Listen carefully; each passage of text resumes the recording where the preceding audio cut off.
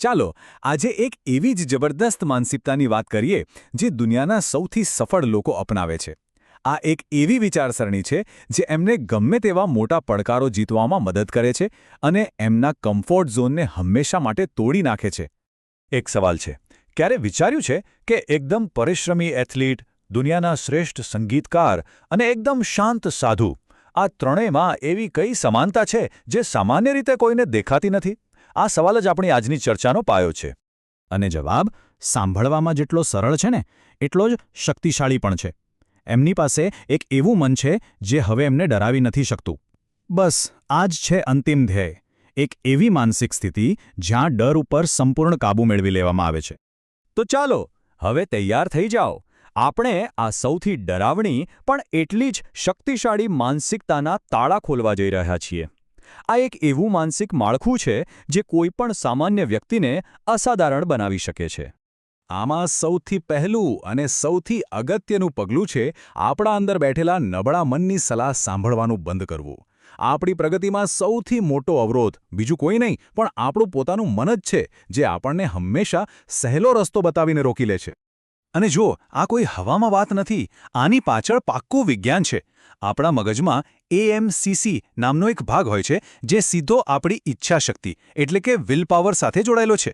જ્યારે પણ કોઈ વ્યક્તિ પોતાની મરજીથી સંઘર્ષ અને પડકાર સ્વીકારે છે ત્યારે આ ભાગ મોટો અને મજબૂત બને છે. અભ્યાસમાં તો એવું પણ જાણવા મળ્યું છે કે લાંબા અંતરના દોડવીરોમાં આ ભાગ સૌથી મોટો હોય છે, જ્યારે આરામદાયક જીવન જીવતા લોકોમાં એ સંકોચાઈ જાય છે. તો પછી આ નબળા મનને હરાવવું કેવી રીતે? ડેવિડ ગોગિન્સ આ માટે રોજર ધેટ પ્રોટોકોલ સૂચવે છે. મતલબ કે જ્યારે પણ મન હાર માનવા માટે કોઈ બુદ્ધિશાળી કારણ આપે ને, ત્યારે બસ એક સ્મિત કરો અને મનમાં કહો રોજર ધેટ એટલે કે સમજી ગયો, અને પછી તરત જ એ જ અઘરા કામમાં પાછા લાગી જાઓ. અહીં સ્મિત કરવું બહુ જરૂરી છે, કારણ કે એ નકારાત્મક લાગણીઓનું જે ચક્કર હોય ને એને તોડી નાખે છે. ઓકે, તો હવે આ માનસિકતાના પહેલા તબક્કામાં જઈએ.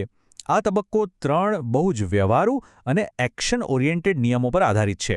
અટકો, સંઘર્ષ કરો અને ઈરાદો રાખો. આ વિભાગના 2 મુખ્ય નિયમો છે. પહેલો, મન સાથે સોદાબાજી કરવાનું બંધ કરો, અને બીજો, અસ્વસ્થતાભર્યો અભ્યાસ એટલે કે અઘરી પ્રેક્ટિસ બને તેટલી વધારો. ચાલો આપણે આ બીજા નિયમ પર થોડી ઊંડાણપૂર્વક વાત કરીએ, કારણ કે સફળતાનું અસલી રહસ્ય અહીં જ છુપાયેલું છે.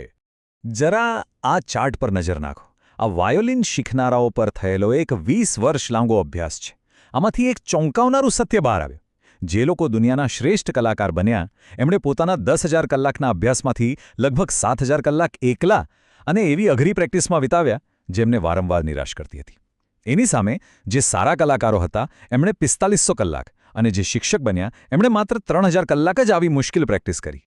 આનો સીધો મતલબ એ છે કે આપણો સુધારો પ્રેક્ટિસ પછી નથી થતો, પણ પ્રેક્ટિસ દરમિયાન થાય છે. જ્યાં સંઘર્ષ છે ત્યાં જ સાચી પ્રગતિ છે. એટલે એક નિયમ બનાવી લો. પોતાના પ્રયત્નોનો ઓછામાં ઓછો 30% હિસ્સો એવા કામમાં લગાવો જે ખરેખર અઘરું લાગતું હોય. હવે ત્રીજો નિયમ છે ઈરાદાની શક્તિનો ઉપયોગ કરો. આપણું મગજ છે ને એ બહુ આળસુ છે. એને એનર્જી બચાવી ગમે છે, એટલે ઘણીવાર જીવનને સ્કીપ કરી દે છે અને જૂની આદતોમાં જ ચાલ્યા કરે છે. ક્યારેક તો આખો દિવસ પસાર થઈ જાય છે અને આપણને ખબર પણ નથી પડતી કે આપણે શું કર્યું.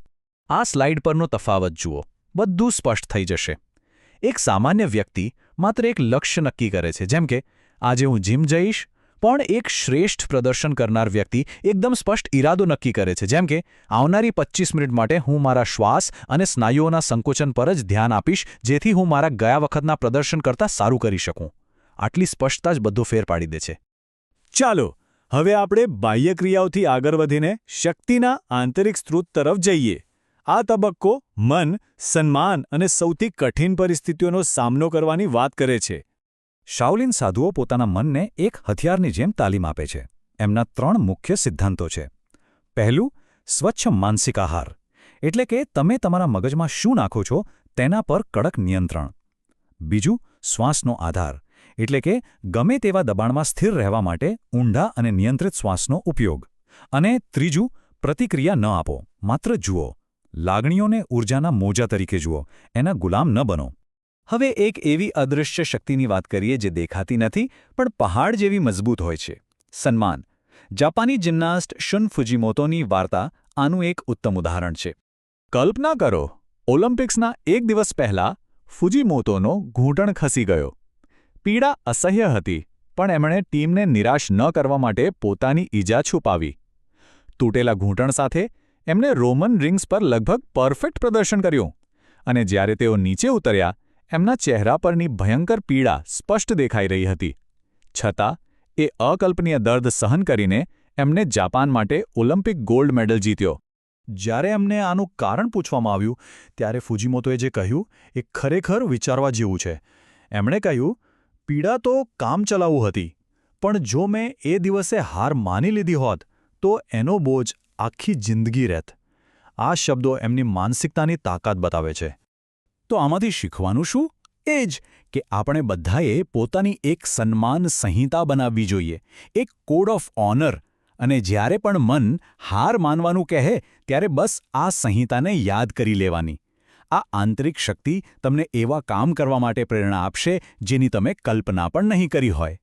અને હવે આપણે આવી ગયા છીએ સૌથી અંતિમ અને સૌથી આક્રમક માનસિકતા પર. આ વિચારસરણી ડેવિડ ગોગિન્સ પાસેથી લેવામાં આવી છે, અને એ છે નરકના સીઈઓ બનવાની. આનો અર્થ શું છે? જ્યારે પરિસ્થિતિ એકદમ ખરાબ હોય, નરક જેવી હોય, ત્યારે રાહતની આશા ન રાખો. એના બદલે માત્ર ફક્ત એક જ એવી બાબત પર ધ્યાન કેન્દ્રિત કરો જેને તમે કાબૂમાં કરી શકો છો. અને પછી એ એક કામને એવી તીવ્રતાથી કરો જાણે તમારું જીવન એના પર જ ટકેલું હોય. તો આ બધી માનસિકતાઓને ભેગી કરીએ તો શું બને છે? આ કોઈ અલગ ટિપ્સ કે યુક્તિઓ નથી.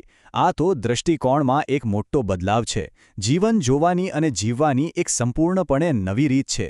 સ્વસંવાદ એટલે કે પોતાની સાથેની વાતચીત એ મગજ માટે એકદમ ફ્રી સોફ્ટવેર અપડેટ જેવું છે. એ પ્રદર્શનને 100 ગણું સુધારી શકે છે.